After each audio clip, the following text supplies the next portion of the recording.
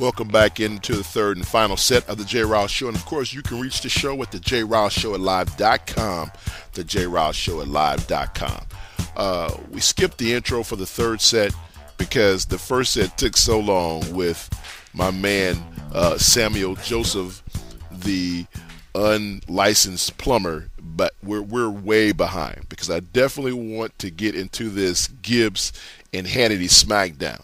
Definitely want to get into this thing.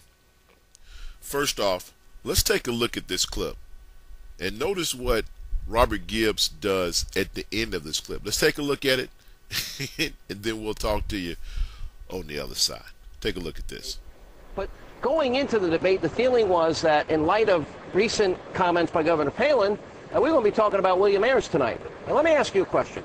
How can you fight terrorism when you give speeches with, you sit on a board with, Axelrod says you're friendly with, and you never speak out against William Ayers? See, you had me right up until the last one. Wait. He think he's guilty by association, right? No, I, Sean Hannity, here's my answer, would never sit on a board with a guy that bombed our Pentagon or our Capitol. And I want to know, wait. Why does Barack Obama sit on a board with, why did he stay, knowing with his past, why did he be president? What William Ayers did was deplorable, and when he did it, Barack Obama was aided. And Barack Obama said it was a deplorable act.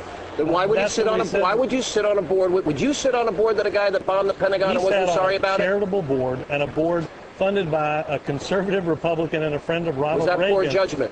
That was Walter Annenberg. Was that poor judgment on Obama? Let me ask you one question. All right, you ask me a question. Okay. Are you anti-Semitic? Not at all. Okay. On your show on Sunday, you're the show that's named after you. Right, the centerpiece of that show was a guy named Andy Martin.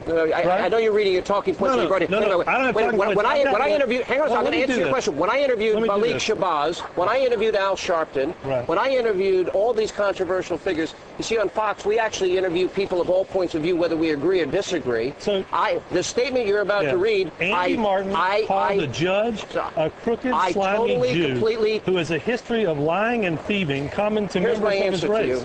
Martin went on to write that he understood better why the Holocaust took place, given that Jew survivors are operating as a wolf pack. I find those comments despicable. But wait a minute. Put it on your show. We put Malik Shabazz on the show. I put Khalid Muhammad on my show. Why am I not to believe that you're anti-Semitic?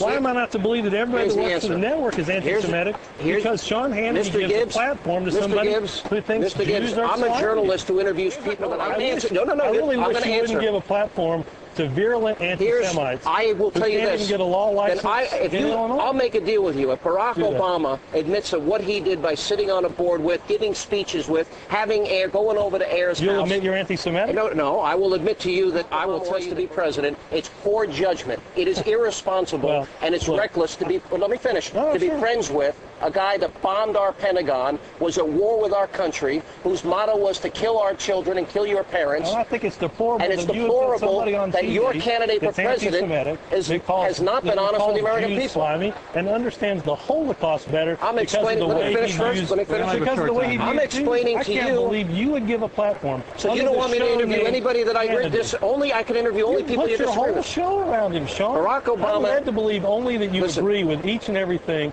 that Andy. Barack Obama ever sit and meet with Louis Farrakhan? Has he ever met with Louis Farrakhan? I don't know the answer to that. Will you give us an answer by tomorrow? Will you get back to me on whether you're anti-Semitic? I'm not anti-Semitic. I'm the biggest supporter of Israel. Benjamin Netanyahu blurred my book. Let me say, I don't think your Jewish viewers are going to take it very well. Excuse me. Put somebody like that on your show. I am the biggest supporter of Israel, and I've got a 30-year history of on the record. Well, ask some of their friends about what Andy Martin said. I'm not friends with the guy that bombed the Pentagon. I'm not friends with the guy that bombed the Capitol.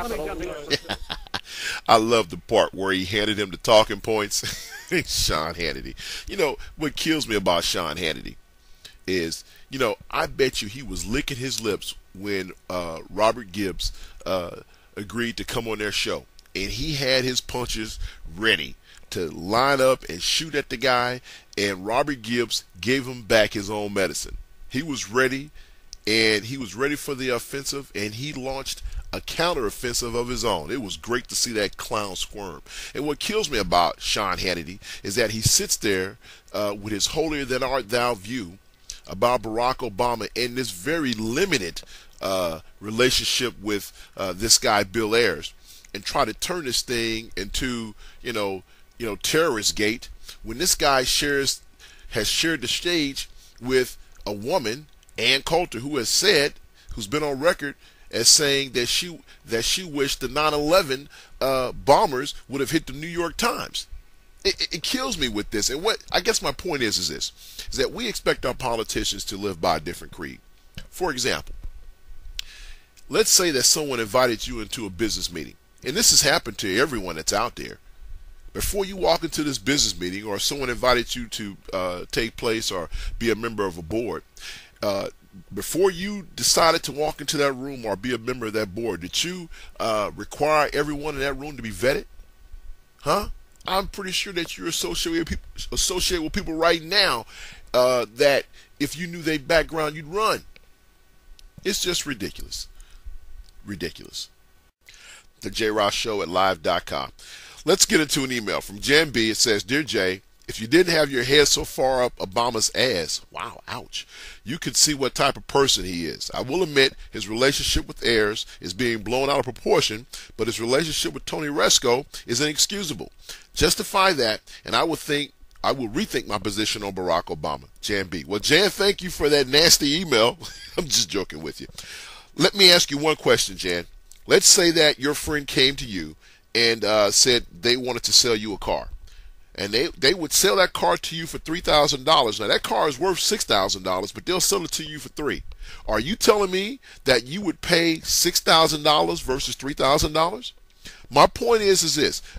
I'm so tired of Americans holding politicians to a different standard. You wouldn't buy that car for blue book value if your friend would sell it to you for $3,000. You'd be lying. So listen, no JOD today because we don't have time, but we will leave you with some campaign comedy. The candidates at the Al Smith dinner. God bless, take care, and I'll holler at you later. Here's the JOD. Peace. He usually is at table 228, for example. There's my old friend and green room pal, Chris Matthews.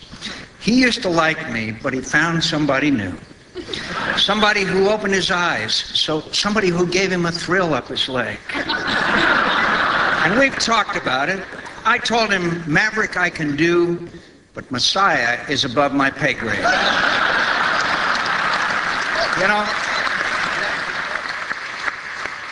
With that, my friends, let me make way for my opponent, who tonight is making a comedy debut that I guess we could call the final test of this campaign. Now, a copy of the Senator's comedy routine was left on the table this evening, and I have to confess, Your Eminence, I looked at it. Now, of course, it would be unfair and even a little unkind to put my opponent on the spot before he gets up here, or to throw him off his game with unreasonably high expectations. But I do need to warn you, ladies and gentlemen, you all are all out about to witness the funniest performance in the 63-year history of this event.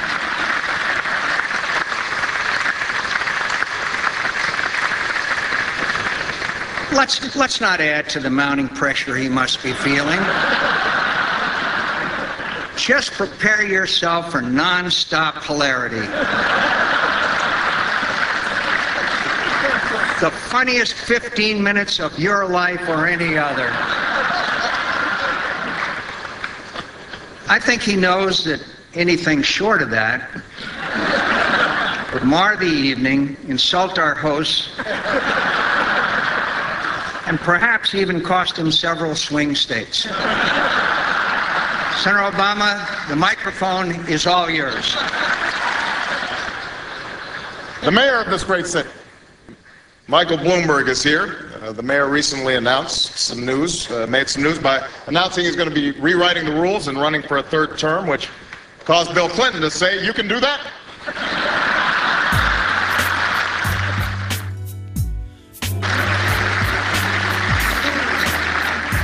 And I got my middle name from somebody who obviously didn't think I'd ever run for president.